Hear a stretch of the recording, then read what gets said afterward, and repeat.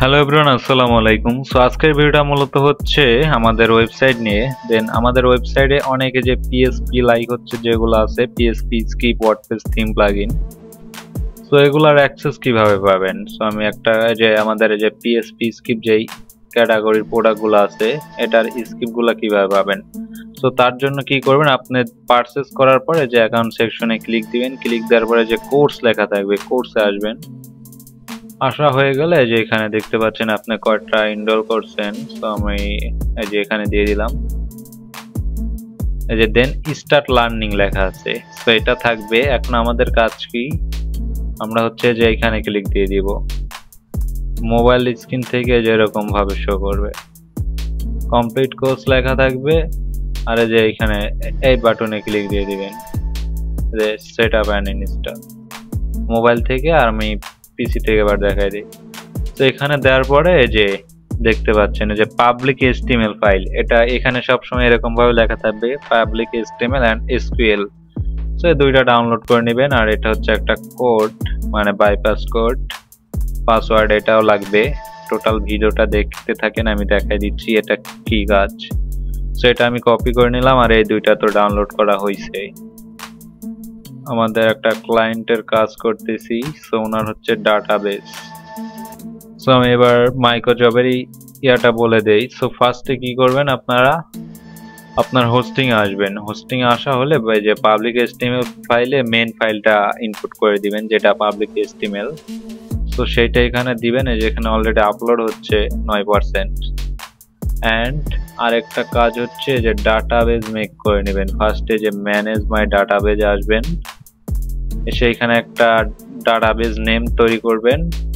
তৈরি করা হয়ে গেলে যে নিচে এসে ইউজার নেম, এখানে সেমটাও দিতে পারেন অথবা ভিন্ন দিতে পারেন, সমস্যা নেই। দিয়ে দুইটা পাসওয়ার্ড দিয়ে ক্রিয়েট ইউজার করে এই যে অ্যাড এ ক্লিক দিবেন। ক্লিক দেওয়ার পরে যে অল দিয়ে সেভ দিয়ে দিবেন। সেটা দেওয়া হয়ে গেলে আপনারা হচ্ছে যে এখানে ক্লিক দিবেন পিএসপি মাই অ্যাডমিন। সো আমার এই ভিডিওটা দেখলে আপনারা বুঝতে পারবেন এখানে দেখানো হয়েছে কিভাবে সেট আপ করতে। আমি এটা জাস্ট এর জন্য একটু দ্রুত বলে দিচ্ছি। সো এখানে ক্লিক দেওয়ার পরে যে ডাটাবেজে নিয়ে আসবে। সো ডাটাবেজে নিয়ে আসলো যে এরকম। সো এখন আমরা একটা কোড বাইপাস কপি করলাম যেটা, সো সেটা কি করবেন, এই যে ইউজার লেখা থাকবে, ইউজারে আসবেন। সো জাস্ট ওয়েট, লোডিং নিচ্ছে, নেট স্পিড। এই যে ইউজারে আসলো। আসার পরে কি, এই যে এইখানে হচ্ছে মেন কাজ। আমি স্মল করলাম, এই যে পাসওয়ার্ড দেখতে পাচ্ছেন। তো এইখানে ডাবল ট্যাপ করবেন। সো ডাবল ট্যাপ করার পরে যে আপনারা যেটা কপি করে আনছেন সেটা দিলে এই যে সাইডে ক্লিক দিবেন, এই যে দেখবেন যে সেভ হয়ে যাচ্ছে। সেভ হয়ে গেল। এখন আমাদের কাজ কি, সো আমার ক্লায়েন্টের জিমেল অ্যাড্রেস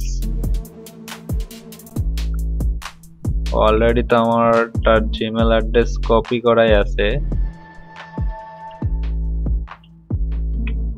এই যে এইখানে সেম প্রসেসে ডাবল ট্যাপ করবেন। ডাবল ট্যাপ করার পরে আপনার যে জিমেলে অ্যাডমিন অ্যাক্সেস দিতে যাচ্ছেন ওয়েবসাইটে সেটা দিয়ে এরকম দিয়ে দিলেন।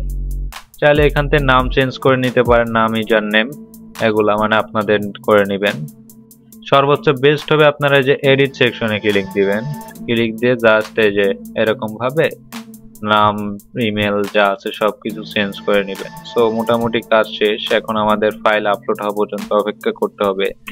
সো ফাইল আপলোড হয়ে গেলে আপনারা বিশেষ করে যে ভিডিওটা দেখে নেবেন, টোটাল এমনিতে বুঝতে পারবেন আর কি এখানে কিভাবে কি করতে হয়। যে এই ভিডিওটা, সরি ইউজার, এই ভিডিওটা দেখলে এখানে টোটালি ডিটেইলসে দেখানো আছে এটা কিভাবে সাইটটা সেট আপ করবেন। জাস্ট আজকে দেখালাম মানে কিভাবে এটার অ্যাক্সেসটা পাবেন আর কি, অনেকেই বুঝে না। সো তাদের জন্য মূলত আজকের ভিডিওটা। সো দেখা হচ্ছে পরবর্তী কোনো নতুন ভিডিওতে।